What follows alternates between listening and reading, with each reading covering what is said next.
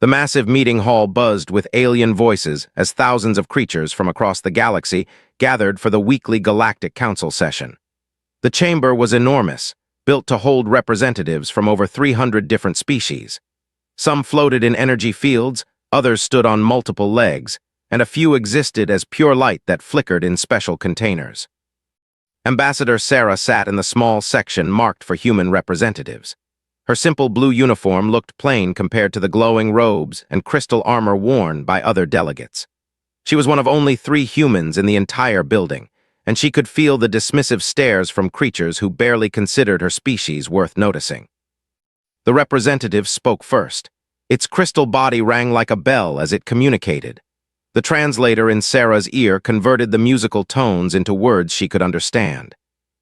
The mining dispute in the sector has been resolved. The humans will cease their illegal extraction activities immediately. Sarah stood up, her voice steady despite the anger building in her chest. Ambassador, with respect, those are human colonies. We have every right to mine asteroids in our own territory. The crystal being's light dimmed with what Sarah had learned was the equivalent of laughter. Human territory? Your species has existed in space for barely 50 years. The Empire has controlled that sector for over 5,000 years. A new voice joined the conversation. This one came from Queen Commander of the Swarm. Her form clicked and chittered as she spoke. Perhaps the humans need another reminder of their place in the galactic order.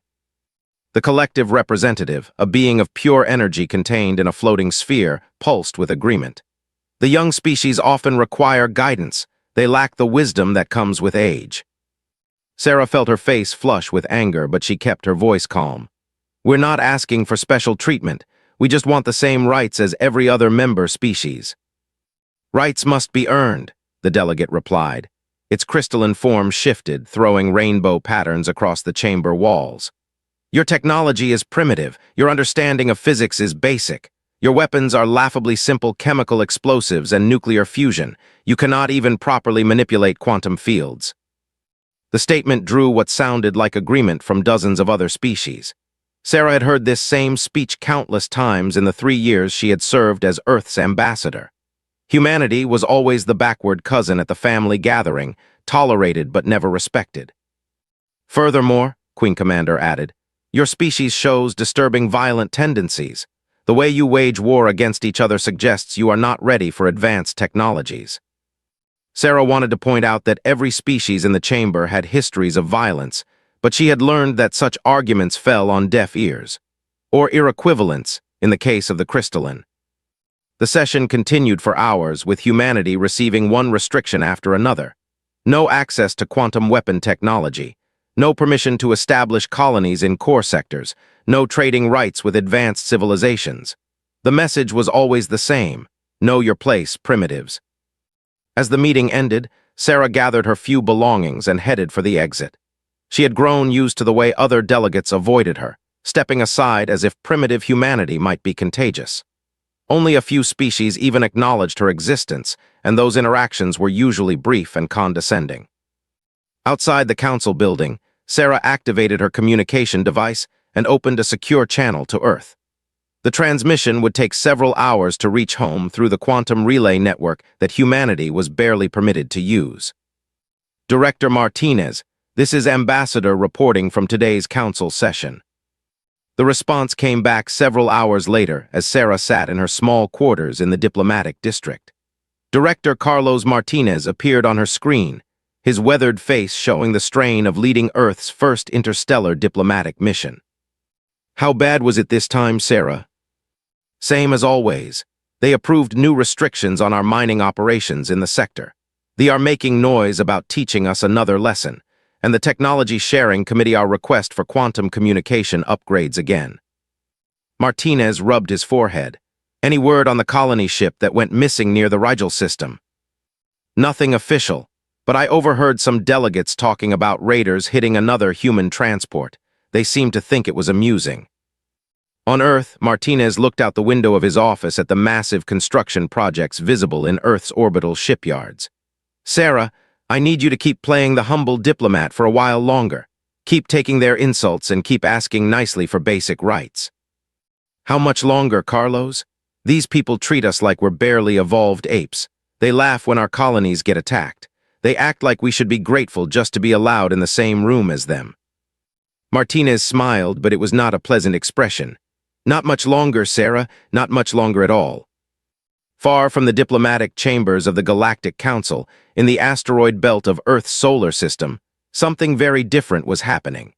Hidden among the floating rocks and mining stations, a massive construction project was nearing completion. Doctor floated in zero gravity as she made final adjustments to a weapon system that would have given the Galactic Council nightmares if they had known it existed. Around her, thousands of human engineers and technicians worked around the clock on Project Hurricane. "Doctor, we're ready for the final tests," her assistant called out over the communication system. Looked out through the observation window at the ship that had consumed 5 years of her life. The UHSF Tempest was 5 kilometers of human engineering and determination given physical form. Where other species built elegant vessels designed for prolonged engagements, humanity had built something entirely different. "Run the tests," she said to her chief engineer. "It's time to show the galaxy what human determination looks like when it gets angry." The Tempest powered up for the first time, its massive engines creating gravitational distortions that bent space itself. Weapon systems that combined human innovation with physics pushed to the absolute limit came online one by one. This was not just a ship. This was humanity's promise that they would never again bow to galactic arrogance. In her diplomatic quarters, Sarah went to sleep not knowing that everything was about to change. Soon, the galaxy would learn that humanity's silence had not been submission. It had been preparation. The warning came too late. Captain Jennifer was reviewing supply reports in her office aboard the orbital defense station when the alarms started screaming. Red lights flashed throughout the command center as her communications officer's voice cut through the chaos. "Captain, we have 3 unknown contacts dropping out of hyperspace at the edge of the system. They're big, and they're heading straight for New Geneva." Jennifer rushed to the main display screen. New Geneva was humanity's colony world, home to 50,000 people who had left Earth to build better lives among the stars. The planet was beautiful, covered in vast oceans and green continents that reminded settlers of home. "Can you identify the ships?" Jennifer asked. "Scanning now, Captain, those are swarm battle cruisers. Each one is twice the size of our largest vessels." Jennifer felt cold fear settle in her stomach. They were one of the 3 major powers in the galaxy, known for their aggressive expansion and cruel treatment of species they considered inferior. Their ships were technological marvels compared to humanity's small defense fleet. "Open communications to the lead vessel," Jennifer ordered. The main screen flickered and showed the terrifying face of a commander. The creature looked like a massive insect, with multiple eyes and mandibles that clicked when it spoke. Its voice came through the translator as cold and mechanical. "I am Sub-Queen Ara of the Glorious Swarm. This system is now under Confederation enforcement action. All human vessels will surrender immediately." Jennifer kept her voice steady despite the fear racing through her veins. "This is Captain of the New Geneva Defense Force. This system is sovereign human territory under Galactic Confederation law. You have no authority here." The commander's mandibles spread in what Jennifer realized was probably laughter. "Foolish primitive. Your species violated Confederation space law by defending yourselves against raiders in the sector. The Galactic Council has authorized corrective action." "We were defending our own colonies from attacks. That's not a violation of any law." "Inferior species do not decide what is legal. That privilege belongs to their betters." The screen went dark as the cut communications. Jennifer turned to her tactical officer. "Lieutenant, what do we have available for defense?" 2 patrol frigates, 4 escort vessels, and the orbital defense platforms. Against 3 swarm battle cruisers," shook his head. "Captain, we're completely outmatched. Their shields alone could probably absorb everything we can throw at them." Jennifer stared at the tactical display showing the approaching enemy ships. Each vessel was over 2 kilometers long and packed with weapons that could level cities. Her small fleet was brave but hopelessly. "All ships, this is Captain. Form defensive formation around New Geneva. Prepare for combat." The battle was over before it really began. Jennifer's frigates launched their best missiles, which simply disappeared against the energy shields. The orbital defense platforms opened fire with particle beam cannons that left no visible damage on the enemy hulls. The swarm's response was devastating. Quantum disruptor beams tore through human ships like they were made of paper. In less than 20 minutes, the entire New Geneva Defense Force was floating debris. Jennifer's ship was the last to die.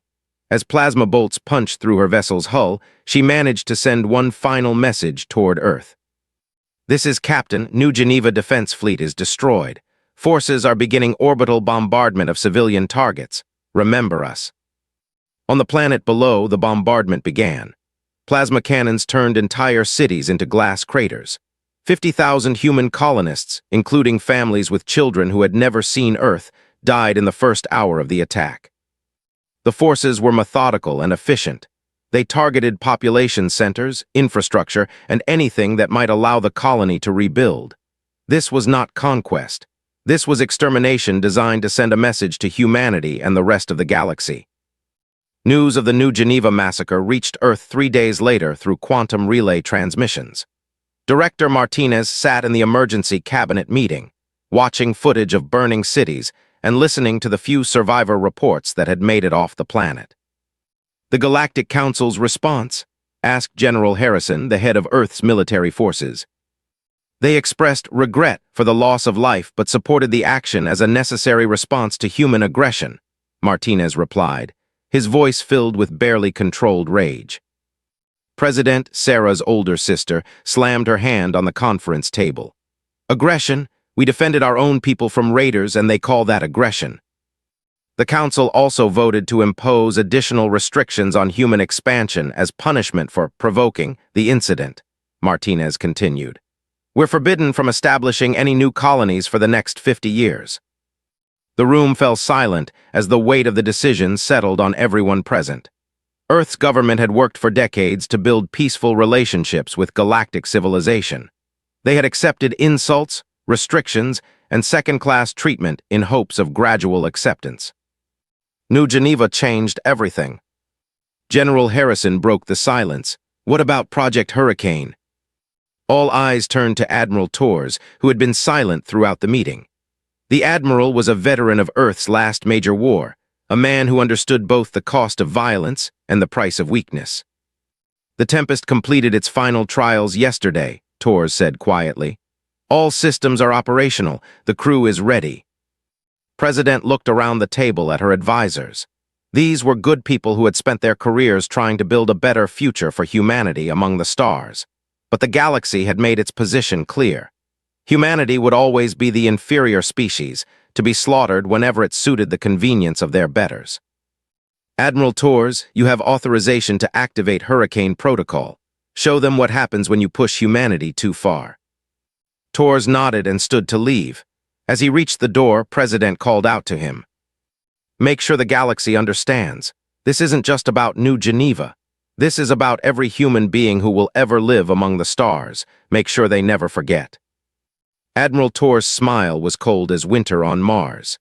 "Madam President, after what I'm about to do, the galaxy will never underestimate humanity again." In the hidden shipyards of the asteroid belt, the UHSF Tempest began powering up its massive engines. The Hurricane-class battleship had been built for one purpose: to ensure that humanity would never again be dismissed as harmless primitives. The storm was coming, and the galaxy was about to learn why humans called their greatest weapons after natural disasters. The fleet was finishing their work when the unknown contact appeared at the edge of the New Geneva system. Queen Commander stood in the command center of her flagship, watching her forces complete their pacification operations on the human world below. Smoke still rose from the crater that had once been the colony's capital city. Her soldiers were hunting down the few remaining survivors in the forests and mountains. "My queen, we detect a single vessel approaching from hyperspace," reported her tactical officer. Multiple eyes focused on the display screen. "Identification." The energy signature matches human technology, but the ship is much larger than anything in their fleet records. Length appears to be approximately 5 kilometers. The Queen Commander's mandibles clicked with amusement. 5 kilometers? Impossible. The humans barely have the technology to build ships longer than a few hundred meters. She paused, studying the readings. Perhaps they have constructed some kind of transport or colony ship. Orders, my queen. Hail the vessel. I will personally accept their surrender and explain the consequences of human aggression to the galaxy. The communication request was answered almost immediately. The screen showed a human male in a crisp military uniform.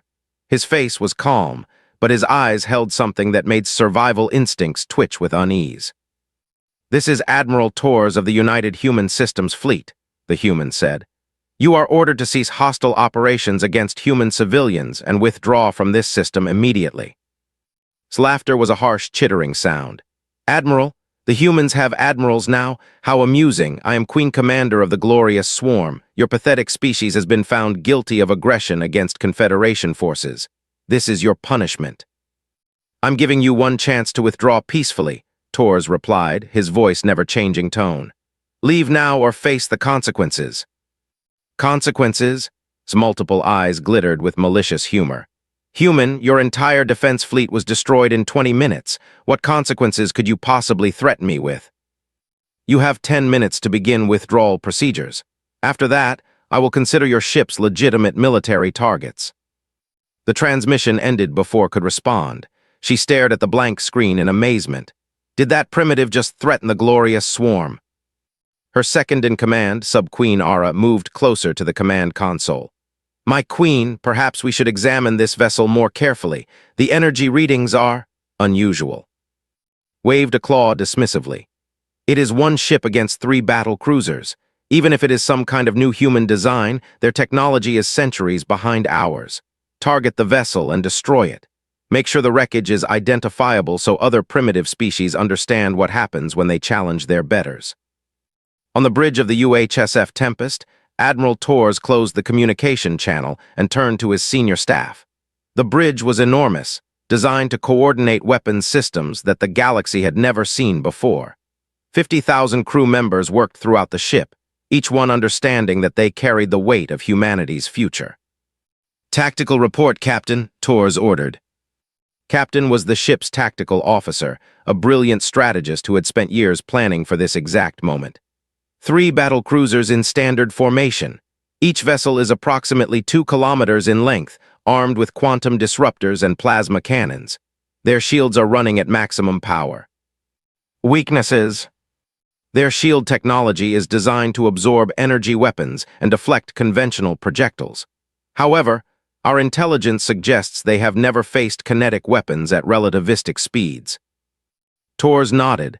The Tempest had been built around a simple human philosophy. If something exists, humans will find a way to throw it at their enemies fast enough to cause damage. Weapons status. All Hurricane Protocol systems are online and ready. Magnetic accelerators are charged. Gravitational lensing arrays are stable. Relativistic kill vehicles are loaded and targeted. Lieutenant Commander Singh, the ship's science officer, spoke up from his station. "Admiral, I'm detecting massive gravitational distortions around our ship that will definitely notice our gravity manipulation systems." Torres smiled coldly. "Good, let them wonder what they're looking at." The Tempest was unlike any ship ever built. Where other species focused on energy weapons and exotic matter manipulation, humanity had weaponized the fundamental forces of physics. The ship's main armament consisted of tungsten rods accelerated to near-light speed using a combination of magnetic fields and controlled gravitational manipulation. "Sir, the fleet is moving to attack formation," Captain reported. Torres stood and walked to the main. Outside, the stars themselves seemed to bend around the Tempest as its gravitational systems activated. "How much time until they're in optimal firing position?" 4 minutes, sir." "Very well, all hands, this is Admiral Torres. Today we show the galaxy that humanity bows to no one. Today we prove that underestimating human determination is a fatal mistake." Torres paused, looking at the approaching enemy fleet. "Hurricane Protocol is now active, all weapons free." Captain began the firing sequence that would change galactic history. Gravitational lensing arrays online, target acquisition complete, relativistic kill vehicles loaded and ready. The ships were closing fast, their weapons charging for the killing blow they expected to deliver easily. Queen Commander watched the tactical display with satisfaction. The human ship was not even trying to evade or maneuver defensively. "Foolish primitives," she muttered. "Fire all weapons, turn that ship into vapor." The swarm battle cruisers opened fire with everything they had. Quantum disruptors and plasma cannons lit up the space between the fleets. The energy barrage was enough to destroy a small moon. But when the light faded, the human ship was still there, completely undamaged. Worse, the gravitational distortions around it were growing stronger, bending space itself into impossible patterns. "Impossible," whispered. "Nothing can withstand that much firepower." Her tactical officer's voice was filled with panic. "My queen, their shields? They're not energy shields. They're manipulating gravity itself to deflect our weapons." On the Tempest, Admiral Torres watched the energy blasts curve around his ship like water flowing around a stone. Humanity had learned that the best defense was not to absorb enemy fire, but to make sure it never reached you in the first place. "Return fire," Torres ordered quietly. Captain pressed the firing control. Hurricane protocol engaged, weapons away. The Tempest's first shot was a single tungsten rod, accelerated to 99.7% light speed. The projectile crossed the distance between ships in less than a second. Queen Commander had just enough time to see something impossible on her sensors before her flagship simply ceased to exist. The relativistic kill vehicle carried the kinetic energy of a small star. When it struck the battle cruiser, the ship didn't explode or break apart. It was converted instantly into energy that briefly the system's sun. In the sudden silence that followed, Admiral Torres spoke into his communication system. "This is Admiral Torres. That was a demonstration. You have 2 minutes to surrender or I will demonstrate again." Sub-Queen Aura stared at the empty space where her Queen Commander's flagship had been moments before. Her multiple eyes could not process what had just happened. A ship carrying 5,000 warriors had simply vanished in a flash of light brighter than a star. "My Queen Commander's ship. It's gone," her tactical officer whispered. Aura's mandibles clicked frantically as she tried to understand what kind of weapon could completely destroy a swarm battle cruiser in a single hit. They had fought wars across the galaxy for centuries. They had seen every type of weapon known to galactic civilization. Nothing should have been able to penetrate their quantum shields and ablative armor so completely. "Scan the wreckage," she ordered. "My Queen, there is no wreckage, no debris field, no energy residue. The ship and everything on it has been completely converted to energy." The communication system crackled to life again. The human admiral's face appeared on the screen, his expression unchanged despite having just committed what Aura realized was an act of war that would echo across the galaxy. "You have 90 seconds remaining," Admiral Torres said calmly. Aura felt something she had never experienced before in her life as a swarm warrior, genuine fear. But she was still a queen of the bred for war and trained to fight until death. "Human, you have destroyed a vessel of the glorious swarm. This is an act of war against the Confederation itself. You will pay for this crime with the complete destruction of your pathetic species." Torres nodded slightly. "I understand your position. Captain, target the second ship." On the Tempest's bridge, Captain was already tracking the remaining vessels. "Target locked, Admiral. Second relativistic kill vehicle ready." "Fire." Another tungsten rod shot from the Tempest's magnetic accelerators, racing toward the second swarm battle cruiser at near-light speed. But Sub-Queen Aura had seen what happened to her Queen Commander. She was already shouting orders to her helmsman. "Emergency jump to hyperspace, now."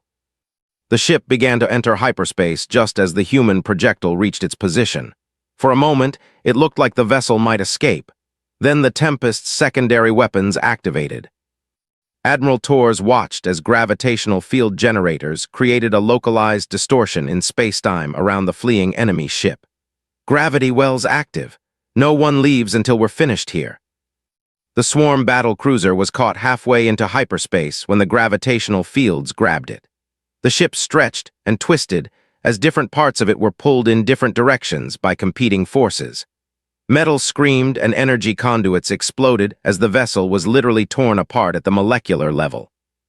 The third commander, Queen Sub Aura, had watched both of her sister ships die in ways that violated everything she thought she knew about physics. Her ship was already turning to flee when Admiral Torres opened communications again. "Queen Sub Aura," Torres said, somehow knowing her name and rank. "You have 30 seconds to surrender or you will share the fate of your sisters." Aura's voice shook as she responded. "Human, what are you? What kind of weapons are those?"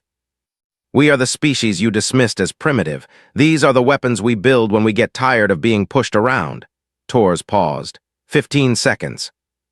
Aura looked around her bridge at her crew. These were warriors who had conquered dozens of star systems for the glory of the swarm. But they were also intelligent enough to recognize when they faced something beyond their ability to fight. I surrender," she whispered. "Excellent. You will withdraw immediately from this system and return to swarm space. You will also transmit a complete recording of this engagement to your superiors." Torres leaned forward slightly. "But first, you will help us deliver a message to the galaxy." "What message?" Admiral Torres gestured to Captain, who activated the Tempest's most powerful weapons system. "The message that humanity does not forgive and humanity does not forget." On the second moon of New Geneva, they had established a prison camp for human survivors they had captured during the bombardment. 3,000 civilians, including women and children, were being held in crude cages while the swarm decided how to dispose of them. The Tempest's sensors locked onto the moon with perfect precision. What happened next would be remembered across the galaxy for. "Array charging," Captain announced. Lieutenant Commander Singh monitored the weapon's power levels from his science station. "Admiral, are you certain about this? The energy release will be visible from neighboring star systems." Torres nodded grimly. "That's the point, Commander. The galaxy needs to understand what happens when you murder human civilians." The array was humanity's ultimate expression of controlled destruction. It didn't just destroy targets. It removed them from existence by converting matter directly into energy using controlled gravitational collapse. The weapon required the power output of a small star, which the Tempest's revolutionary fusion reactors could provide. "Array charged and ready," Captain reported. "Target the moon's core, full power." Queen Sub Aura watched in horror as the human ship's weapons activated. Energy readings on her sensors went completely off scale. The space around the human vessel began to glow as gravitational forces built to levels that should have been impossible. The beam that lanced out from the Tempest was invisible, but its effects were immediately apparent. The moon didn't explode in the conventional sense. Instead, it began to collapse in on itself as its matter was converted to pure energy. The process took exactly 17 seconds. When it was over, New Geneva's second moon was gone. In its place was a brief new star that the system's sun before fatting into ordinary space. The energy release was so intense that ships in neighboring star systems detected it through their hyperspace sensors. Aura found her voice after several minutes of stunned silence. You destroyed an entire moon, the prisoners. Your own people were on that moon." Admiral Torres' expression never changed. "They killed them when they established the camp. We simply ensured that their murders were avenged." He paused. "Now you understand what humanity is capable of when we decide to stop playing by galactic rules." "This is insanity. The Confederation will never tolerate such weapons." "The Confederation will do exactly what they have always done, whatever serves their interests best. And now those interests include making sure humanity is never again dismissed as primitive." Torres stood up on his bridge.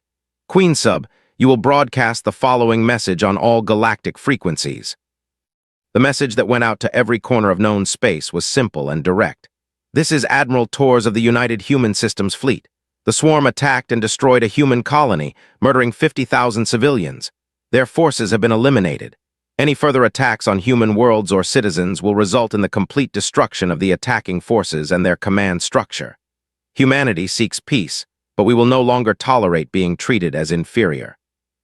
The galaxy is welcome to test this resolve." As the last ship limped away towards swarm space, Admiral Torres looked out at the space where a moon had once existed. In 17 minutes, humanity had announced its arrival as a major galactic power in the most definitive way possible. The storm had passed, but its effects would reshape the galaxy forever. The emergency session of the Galactic Council convened just 18 hours after the last transmission from New Geneva reached the core worlds. Representatives from across the galaxy gathered in stunned silence as they watched the footage that Queen Sub-Aura had transmitted before fleeing to swarm space. The recording showed impossible things. A human ship that manipulated gravity like other species manipulated light. Weapons that converted matter directly to energy. The complete destruction of a celestial body in less than 20 seconds. Most shocking of all, it showed the total annihilation of 3 battle cruisers by a single human vessel. The representative's crystalline form flickered with confused patterns of light. Its normally musical voice was harsh and discordant.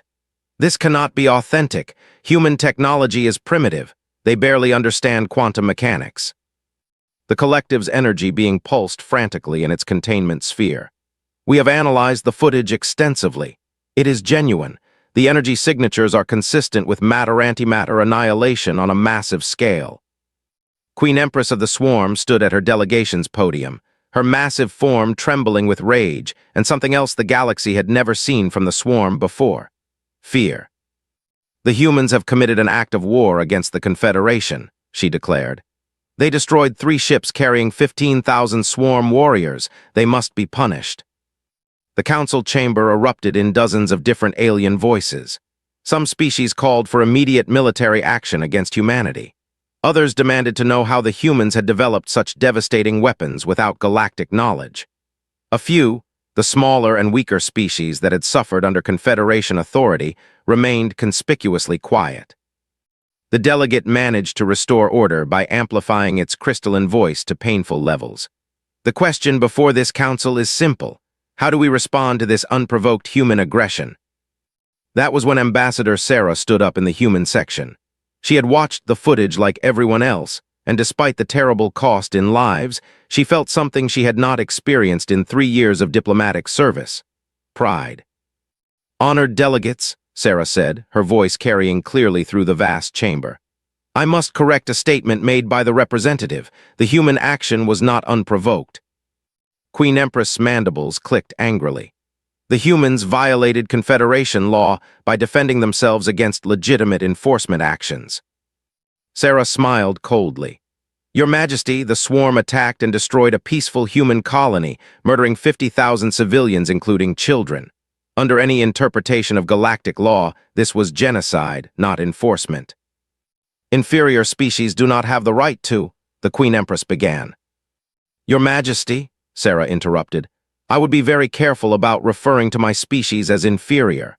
As the footage clearly demonstrates, human weapons technology has advanced considerably since our last diplomatic contact." The chamber fell silent at the implied threat. Sarah looked around at the hundreds of alien faces staring at her, with expressions ranging from fear to anger to something that might have been respect. "The United Human Systems Fleet has authorized me to make the following statement," Sarah continued. "Humanity seeks peaceful coexistence with all galactic species. We have no desire to conquer territory or impose our will on others. However, we will no longer tolerate attacks on human worlds or restrictions on human expansion based solely on perceived technological inferiority." The collective representative pulsed rapidly. "Ambassador, your species has demonstrated weapons that threaten the stability of galactic civilization. The Confederation cannot allow such technology to proliferate." Sarah's smile widened. "With respect, honored representative, you seem to be under the impression that you have a choice in the matter." The implications of that statement hung in the air like a toxic cloud. Every delegate in the chamber was doing the same calculation. If one human ship could destroy 3 battle cruisers and eliminate a moon, how many more ships did humanity have? How long would it take them to build a fleet that could threaten entire star systems? The delegate's crystalline form had dimmed to an almost invisible shimmer. What does humanity want? Full membership in the Galactic Confederation with all attendant rights and privileges. Immediate removal of all restrictions on human territorial expansion. Reparations for the New Geneva massacre to be paid by the Swarm. Sarah paused. And a formal apology from this council for 3 years of treating my species as second-class citizens. Queen Empress raised herself to her full intimidating height. "The glorious Swarm will never bow to primitives. We have fleets that could darken 1,000 skis.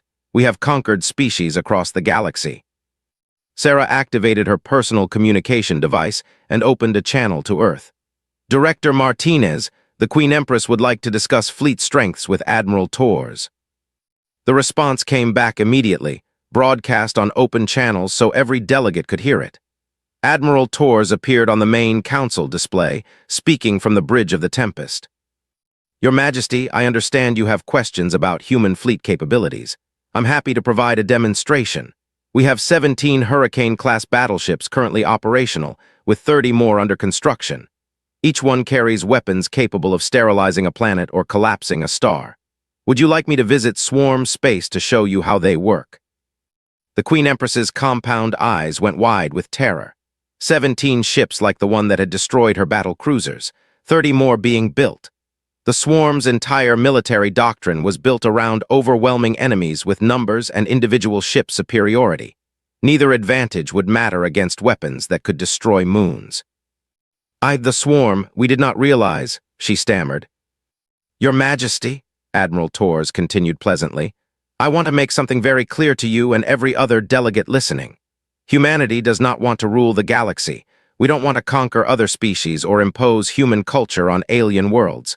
We just want to be left alone to live our lives in peace. Torres paused and his expression hardened. But if any species anywhere at any time attacks human civilians or threatens human worlds, we will respond with overwhelming force. We will not negotiate. We will not show mercy. We will simply remove the threat. The council chamber was absolutely silent. Even the usual background hum of translation devices seemed muted. The choice is yours, Torres concluded. Treat humanity as equals and partners, or learn why our ancestors named their greatest weapons after natural disasters. The vote was unanimous. Every restriction on human expansion was lifted. Full Confederation membership was granted immediately. The Swarm agreed to pay massive reparations for New Geneva. Even the formal apology was delivered, though it was delivered through gritted teeth and clicking mandibles. The real change went deeper than official policy. In a single 17-minute engagement, humanity had shifted from being the galaxy's ignored primitives to being its most feared military power. Trade requests flooded in from species that had previously refused to acknowledge human existence. Defense pacts were offered by worlds that wanted human protection. Research partnerships were proposed by civilizations that suddenly wanted to understand how humans had weaponized physics itself.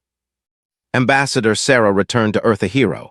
Director Martinez met her at the spaceport with a smile that had been years in the making.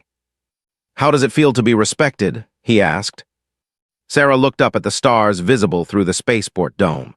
Somewhere out there, the Tempest and her sister ships patrolled human space, ensuring that no species would ever again mistake human patience for weakness.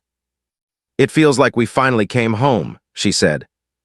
In the depths of space, Admiral Torres stood on the bridge of his flagship and watched the stars. The galaxy had learned its lesson in exactly 17 minutes. Humanity would never again bow to those who thought might made right. The hurricane had passed, but its memory would ensure clear skies for human civilization for generations to come.